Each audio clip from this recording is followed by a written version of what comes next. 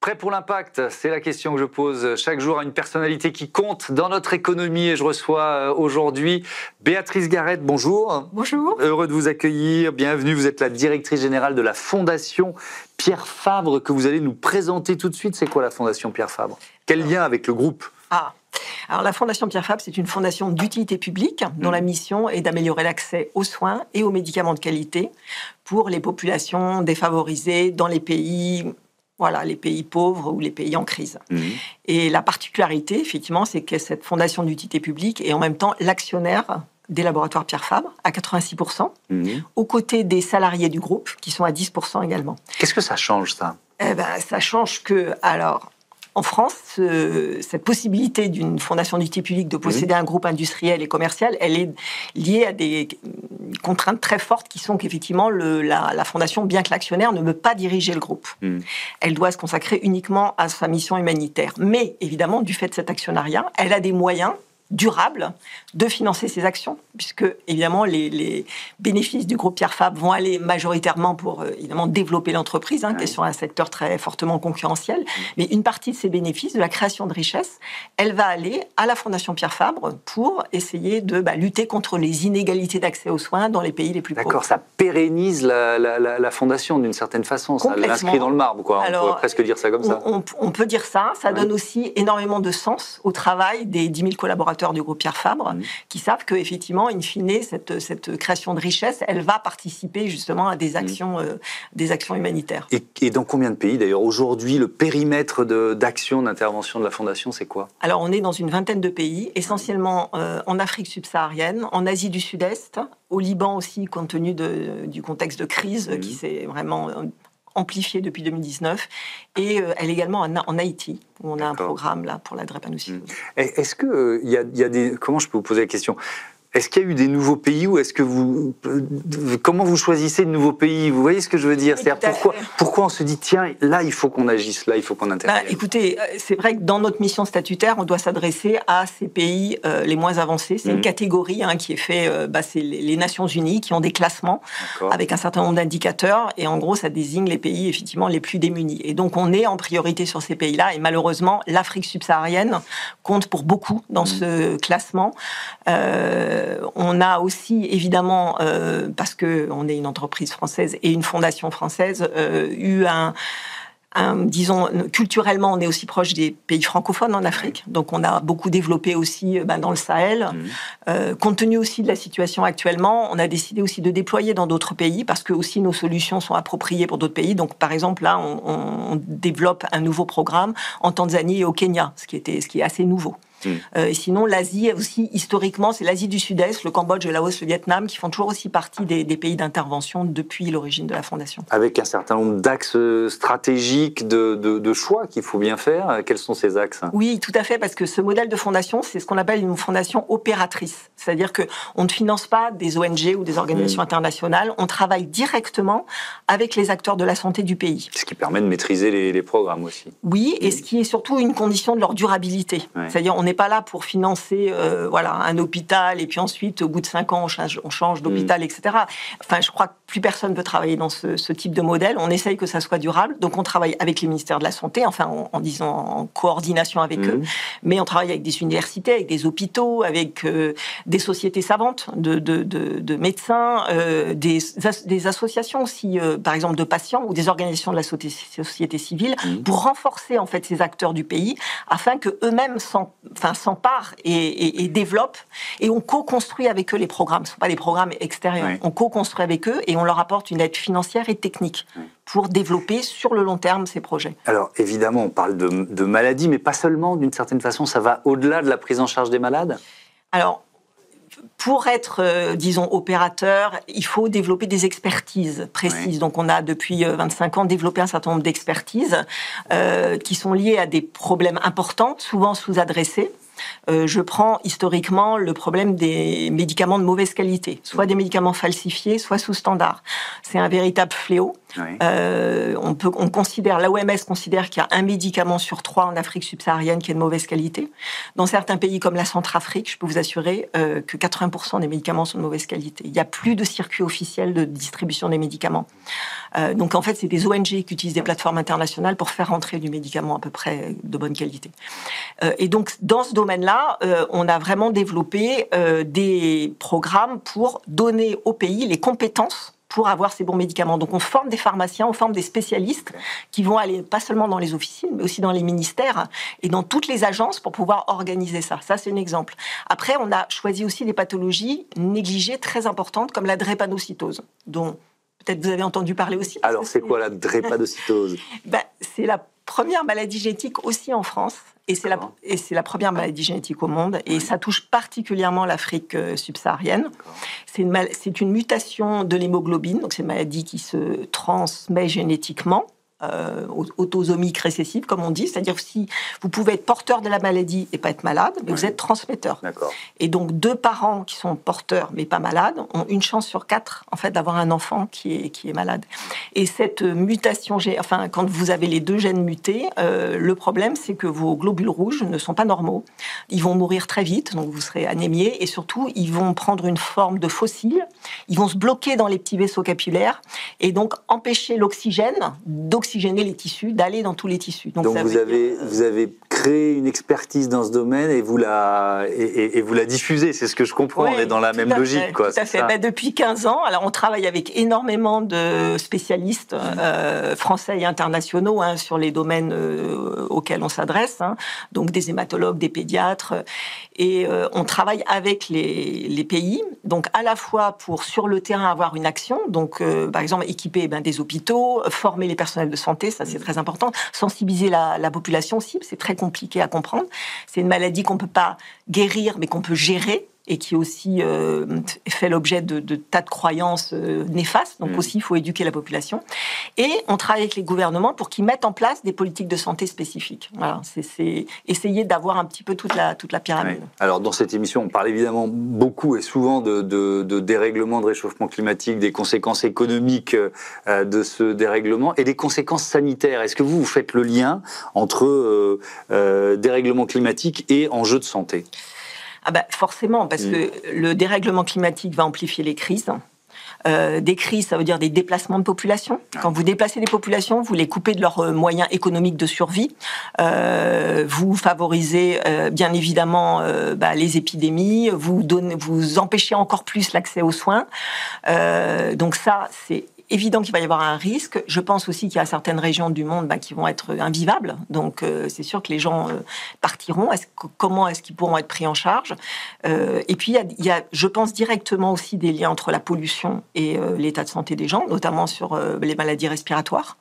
Donc on ne fait pas assez d'études sur le lien entre la pollution et l'état de santé, et notamment les maladies respiratoires des populations. Puis j'ai un autre exemple aussi assez frappant, c'est qu'on travaille justement dans le domaine de l'accès aux soins dermatologiques des populations. Alors, en particulier en Afrique subsaharienne, parce qu'il y a très très peu de spécialistes. Enfin, c'est une moyenne qui ne veut pas dire grand-chose, mais il y a à peu près un dermatologue pour 1 million d'habitants. Donc vous imaginez, l'accès au diagnostic, il est quasi inexistant.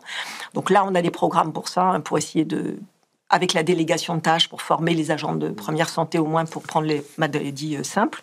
Et on a découvert, c'est-à-dire qu'on s'est attaché depuis 7-8 ans à une population particulièrement vulnérable, c'est les personnes atteintes d'albinisme, qui n'ont aucune protection contre les rayons du soleil, dans un continent avec l'ensoleillement maximum. Et cet ensoleillement, il va continuer, et si on n'a pas des mesures d'adaptation, si on ne crée pas justement de la reforestation, de l'ombre, si on n'aménage pas les villes, les cités pour protéger les gens du rayon de soleil, ces populations, elles vont encore plus souffrir. Elles sont les conséquences très directes. C'est des cancers de la peau qui démarrent très très jeunes et qui, en l'absence de détection précoce, sont fatales. Alors, on va ouvrir un chapitre consacré à l'ODES, Observatoire de la e-santé des pays du Sud, qui a été fondé en 2016, avec des projets que vous accompagnez, 44 projets lauréats soutenus financièrement, techniquement depuis l'origine. Ça représente plus d'1 100 000 euros alloués, 80 pays bénéficiaires. Déjà, pourquoi la Fondation Pierre Fabre a créé la e-santé? On parle de e-santé dans les pays du Sud. Pourquoi ça vous a semblé finalement assez cardinal, majeur, cet enjeu? Je dirais qu'il y a deux raisons, parce que déjà, de par notre mission, justement, de développer des systèmes qui soient pérennes et durables, on ne peut pas dire que nos systèmes de santé sont transférables. Notre organisation de la santé publique, elle n'est pas transférable actuellement dans les pays pauvres, elle le sera probablement jamais. Donc il faut qu'ils inventent, eux, de nouvelles solutions, de nouveaux systèmes de santé. Et pour ça, il faut qu'ils utilisent les innovations actuelles et possibles. Et on a vu là, depuis 10 ans, l'émergence du digital qui transforme la vie des populations, avec ce fameux saut de grenouille, le leapfrog, entre justement, et l'exemple vraiment génial, c'est le mobile banking, c'est l'accès au compte bancaire. Vous avez des populations qui n'avaient jamais passé le seuil d'une banque, qui ne connaissaient pas ça, et qui tout d'un coup vont avoir un compte bancaire sur le mobile. Et c'est grâce à ça qu'ils ne passent pas par le système traditionnel. Et la même chose pour le téléphone. Bien sûr, pour le téléphone. On peut faire la même chose pour la santé. C'est-à-dire ce que je comprends, ou en tout cas c'est l'ambition, se dire on peut pas dupliquer les systèmes de santé des pays occidentaux. Peut-être que la e-santé peut permettre d'accélérer. Alors je dirais. Il faut des médecins, il faut des infirmiers, il faut des hôpitaux, etc. Mais on peut pallier un certain nombre des obstacles à l'accès aux soins. Les obstacles à l'accès aux soins dans ces pays sont multiples. Bon, évidemment, ils sont économiques. C'est-à-dire que les budgets des ministères de la Santé sont vraiment insuffisants. Les gens n'ont pas d'argent, n'ont pas de couverture sociale. Dans les pays, il faut s'imaginer l'équivalent de notre sécurité sociale. Souvent, c'est 2% de la population. Maintenant, il y a un grand projet, là, c'est cette fameuse couverture sanitaire universelle, qui était le grand projet de Tedros Ghebreyesus, le directeur de l'OMS, mais c'est quand même un projet et pas une réalité dans la majorité des pays pauvres. Il y a les obstacles géographiques. Souvent, il faut marcher peut-être 10 km ou 50 km pour trouver un centre de soins. Il y a les obstacles de ressources humaines. Il n'y a pas le nombre de médecins, infirmiers, sages-femmes, spécialistes. Donc tous ces obstacles... Comment on pense, et en fait on le constate, des solutions numériques permettent d'apporter des solutions. Alors, je veux bien que vous donniez des exemples, notamment de programmes lauréats de l'ODES. Tout à fait. Alors, déjà, la formation des personnels de santé. On a la formation à distance, et c'est énorme. Maintenant, avec les solutions digitales, le téléphone simple et le smartphone, qui est un peu plus diffusé justement dans le personnel médical, on peut avoir des programmes de formation. Donc là, un des lauréats de cette année, qui est un double lauréat, parce qu'on l'avait déjà repéré et soutenu en 2017, c'est Safe Delivery App. Donc c'est une application, mais c'est plus qu'une application aussi, qui est opérée depuis 2014 par la Maternity Foundation, qui est néerlandaise. Et dont l'objectif est de former les sages-femmes, mais il n'y a pas toujours des sages-femmes, donc des fois des accoucheuses traditionnelles, ou des infirmières, ou des assistants, pour renforcer leur capacité à gérer justement les problèmes liés à l'accouchement. Donc tout ce qui sont les difficultés d'un accouchement qui n'est pas simple. Et malheureusement, il y a un indice... Pour lesquels il faut intervenir en urgence, on n'a pas le temps d'un transport médical, où on n'en a pas les moyens, et il y a quelques gestes qui peuvent... Tout ce qui est le nouveau-né qu'il faut réanimer, tout ce qui est, bien sûr, les hémorragies postpartum, etc. Et puis aussi, bien gérer toute la phase de l'accouchement. Donc là, concrètement, c'est des centaines de milliers de personnes qui ont été formées ou qui sont en train d'être formées, c'est ça? Actuellement, ils ont 450 000 personnes bénéficiaires. Ils sont effectivement dans 70 pays. Quand on les avait repérés en 2014, on avait été... parce qu'on va toujours faire des enquêtes sur le terrain. On était allé en Éthiopie voir ça dans un centre de santé très isolé. Ils étaient dans 30 pays déjà à l'époque. Ils sont dans plein de langues différentes, ils s'adaptent et ils mettent aussi des systèmes où ils forment des formateurs. C'est-à-dire pour faire le relais, ils vont former des sages-femmes en s'appuyant également sur tout ce qui est les ordres, les sociétés savantes, les associations en fait de sages-femmes pour former des référents dans les pays qui elles-mêmes vont mieux former à l'utilisation de l'application. Et l'application, elle est offline, hein. Tous les contenus peuvent être téléchargés quand il y a de l'Internet, et quand il n'y a pas d'Internet, ce qui est souvent le cas, les contenus sont disponibles. Ils restent disponibles sur le téléphone. Alors, il y a plein d'autres exemples. Là, j'en ai un, c'est autour de la santé infantile. Ça se passe en Inde, ça s'appelle Kushi Baby, c'est ça? Oui. Alors, de quoi il s'agit? Alors, justement, un des sujets pour améliorer la santé publique, c'est la gestion des données médicales. Ouais. Bon, on le sait bien, hein, le carnet de santé, voilà, pour pouvoir faire un lien, notamment pour les enfants, tout ce qui est le suivi de la vaccination, des maladies infantiles, etc. Donc il y a en Inde, les statistiques disent qu'il y a presque un demi-million d'enfants qui meurent de maladies évitables avant 5 ans, et ces maladies seraient évitables grâce à la vaccination. Et parce qu'il n'y a pas une couverture vaccinale complète, il peut y avoir pas du tout de vaccin ou uniquement la première dose, etc. Donc le suivi en fait des données médicales, c'est absolument clé partout, hein, pour pouvoir améliorer les chiffres de la mortalité. Et donc là, c'est quoi le principe? Alors le principe, là où ils ont été extrêmement smart, c'est que dans le Rajasthan, ils ont développé un pendentif avec une puce NFC. Et ce petit pendentif, parce qu'il faut aussi acculturer ces systèmes à des communautés où parfois y a de l'illettrisme, il y a des croyances, etc. Donc il faut pouvoir intégrer ça que ça soit acceptable socialement dans une communauté.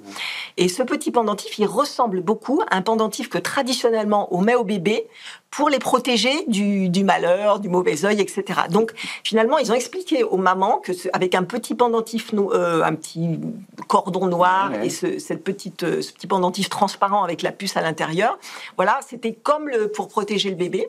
Donc, elles ont adopté ça.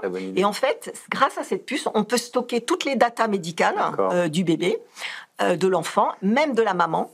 Et ça peut être lu ensuite par les professionnels de santé, au lieu qu'ils transportent des carnets qui se perdent ou qui s'abîment en papier, etc. Ils peuvent, avec une tablette, lire les informations. En plus, pour avoir accès, ils doivent avoir aussi l'empreinte digitale de la maman. Donc, quelque part, c'est patient-centrique, comme on dit chez nous. C'est-à-dire que, malgré tout, il y a une autorisation qui est donnée par la maman d'avoir accès à ces données. Et ensuite, ces données, elles sont remontées au niveau des districts sanitaires et elles vont aider aussi à planifier les campagnes de vaccination, à repérer dans les villages les enfants qui ne sont pas vaccinés. Est-ce que c'est duplicable? Vous voyez ce que je veux dire? Est-ce que, parce que vous êtes présent dans une vingtaine de pays, est-ce qu'il y a une bonne idée qui a démontré son efficacité dans un pays où vous vous dites il faut vraiment qu'on la développe? Ou alors est-ce qu'il y a parfois des différences culturelles qui font que ce n'est pas duplicable? Alors, c'est exactement l'objectif de l'Observatoire. C'est-à-dire qu'il y a effectivement 10 ans, quand on l'a monté, on s'est rendu compte qu'il y avait énormément d'expérimentation, de projets pilotes, ce qui est normal quand il y a une nouvelle technologie. Mais c'était tellement important que certains parlaient parfois de pilotite aiguë, quoi. Et ça devenait... Parce que ces projets pilotes, ils étaient un peu sexy, ils avaient des financements pour se développer, et après, que le résultat soit positif ou négatif, ça s'arrêtait là, en fait. Or, on s'est dit, nous, on ne va pas investir dans les pilotes, on va repérer ce qui fonctionne. Et c'est cette petite pousse, on va l'aider à grandir. Et on va essayer de pousser les programmes qui ont cette capacité à être répliqués et monter à l'échelle. Et typiquement, les prix qu'on organise chaque année, c'est pour repérer ceux qui ont cette capacité, justement, de s'adresser à des populations larges dans différents pays. Même s'il y a des adaptations, vous avez raison, culturellement, il peut toujours y avoir des adaptations. Mais on a aussi beaucoup vu qu'il y avait beaucoup de duplication. En faisant justement tout ce travail un peu d'inventorier les solutions, on voyait bien qu'en fait, c'était quasiment les mêmes solutions parfois qui répliquaient. Et c'est là où il y a une perte de valeur et il faut qu'il y ait des modèles qui émergent. En plus, il faut que ces modèles, ils soient pas tout seuls, stand-alone, il faut qu'ils soient connectés au système de santé. On ne va pas résoudre les problèmes de la santé en multipliant les apps. On ne va pas avoir une application pour chaque maladie. À un moment donné, c'est plutôt des systèmes connectés qui peuvent répondre à la demande de structurer la santé. Alors, dans cette émission, chaque jour, on demande à l'invité du Grand Entretien de poser une question à l'invité de la semaine suivante. Et en l'occurrence, Julien Pierre, ancien rugbyman international français de très haut niveau et président de Fair Play for Planet, était à votre place la semaine dernière. Voici sa question. Je sais que la Fondation Pierre Fabre est proche du castre olympique, rugby. Vos engagements avec la Fondation, évidemment, c'est la santé dans les pays en voie de développement. Est-ce que, et sous quelle forme, vous pourriez utiliser le sport justement pour sensibiliser ces populations à la santé sur tous ces territoires ? est-ce que le sport peut être un vecteur de santé, finalement ? Absolument. Oui. Non, je confirme. Et le rugby en particulier, les valeurs du rugby, voilà, le jeu d'équipe, la solidarité, l'attention. C'est une très bonne question. Et d'ailleurs, notamment, on intervient aussi pour la prise en charge des victimes de violences sexuelles et basée sur le genre dans des pays, dans des contextes de crise, et où beaucoup de mineurs, en fait, sont victimes, malheureusement, soit directs, soit indirects. Et on a pu constater que certains programmes de réhabilitation de ces victimes, qui passent pas seulement par les soins médicaux, mais aussi psychosociaux, que le sport est un moyen de regagner la confiance, de à nouveau se projeter, à nouveau rétablir des liens sociaux. Donc je pense qu'effectivement, le sport a vraiment sa place. Et d'ailleurs, dernièrement, j'ai rencontré une association qui s'appelle les Enfants de l'Ovale, et justement, qui travaille dans les pays pauvres comme ça, pour aider avec du soutien scolaire et l'apprentissage du rugby, justement pour développer les capacités des enfants, leur donner foi en l'avenir, leur donner une meilleure capacité d'apprendre, de prendre de l'initiative et d'être confiant. Vous nous avez parlé des médicaments falsifiés tout à l'heure. En préparant l'émission, je ne sais plus quel chiffre vous avez donné tout à l'heure, mais en préparant l'émission, on a trouvé un médicament sur 3 de mauvaise qualité dans ces pays dont on parle. Ouais. Mais alors, ça s'explique comment ? C'est quoi ? C'est parce que c'est parce que le système de santé est déficient. C'est parce que il y a des trafics. Comment ça s'explique en fait ? Mais c'est un trafic bien pire que le trafic de drogue. Comment c'est 200 fois plus lucratif que le trafic de drogue. Donc c'est épouvantable. Malheureusement, il y a des endroits du monde, on le sait, la Chine, l'Inde, malheureusement, où il y a des usines entières qui fabriquent du faux médicament. Ou du médicament sous standard, c'est-à-dire que vous pouvez, par exemple, dans un médicament, avoir un principe actif qui est correctement dosé pour l'exportation dans les pays du Nord, et le même médicament où on va diviser par 2 le principe actif. Et ça va aller dans les pays pauvres. Et donc, tout le problème, c'est d'avoir toute la chaîne du médicament pour contrôler, à la fois aux frontières, mais aussi avec tous les organismes de régulation, etc., et pour acheter le bon médicament. Donc, et malheureusement, les systèmes sont déficients.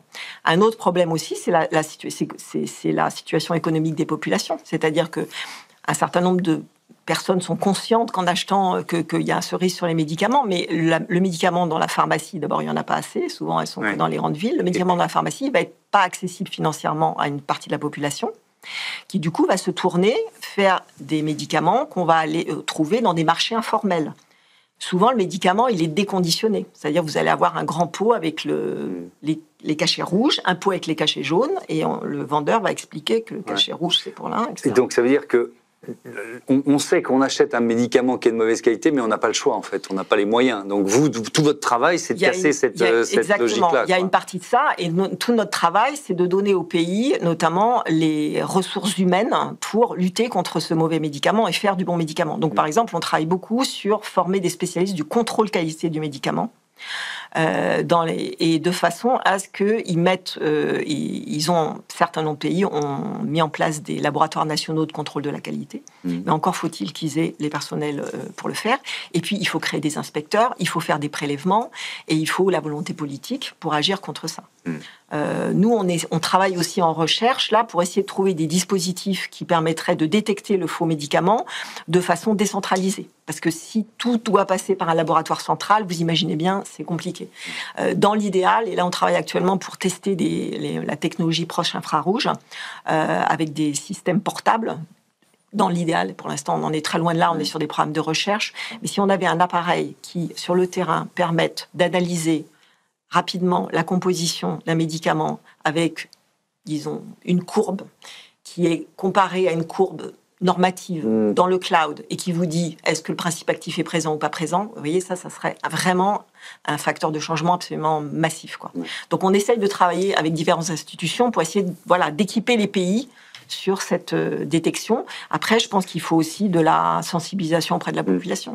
Je voudrais qu'on termine, il nous reste 2 minutes sur l'état des lieux, c'est-à-dire sur les financements internationaux en matière de santé. On a vu, à l'arrivée de Donald Trump à la Maison-Blanche, qu'il a sabré dans les dépenses liées au développement, d'aide au développement. Est-ce que vous en voyez l'effet ? Et est-ce qu'il y a un effet ricochet sur les dépenses de santé ? Il y a un effet très, très net.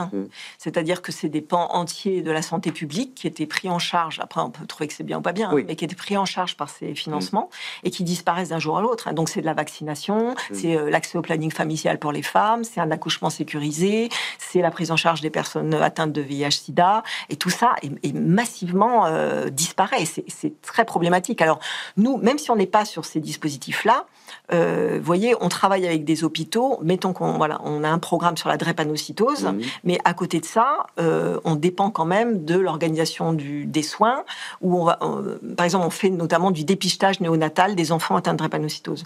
Mais si l'hôpital n'a plus les moyens de donner un accouchement sûr, de pouvoir donner les médicaments de base, etc., évidemment, nos programmes aussi vont en souffrir. Et on se retrouve avec effectivement des besoins à essayer de couvrir plus importants. Et puis malheureusement, c'est que l'aide de l'USAID s'est complètement arrêtée, mais il y a eu un mouvement quand même global de baisse des financements pour l'aide internationale. C'est de l'ordre de moins 40%, y compris en France. Donc, faut comprendre que cet argent-là, c'est de l'argent hyper utile. C'est-à-dire que on a une seule planète. On peut pas non plus, on va pas pouvoir vivre avec des écarts comme ça dans l'accès aux soins et l'accès à la santé. C'est un droit humain aussi épouvantable. Donc là. Du coup, le plaidoyer, c'est évidemment, s'il y a moins d'argent, il faut vraiment réfléchir à la façon dont on finance les dispositifs, et il faut aller vers des dispositifs un maximum durables. Et il faut renforcer les systèmes de santé. On ne peut pas simplement agir maladie par maladie, il faut renforcer les systèmes de santé des pays. Merci beaucoup, Béatrice Garrett, et c'était passionnant. Et à bientôt sur Be Smart for Change. On passe tout de suite à notre rubrique Startup.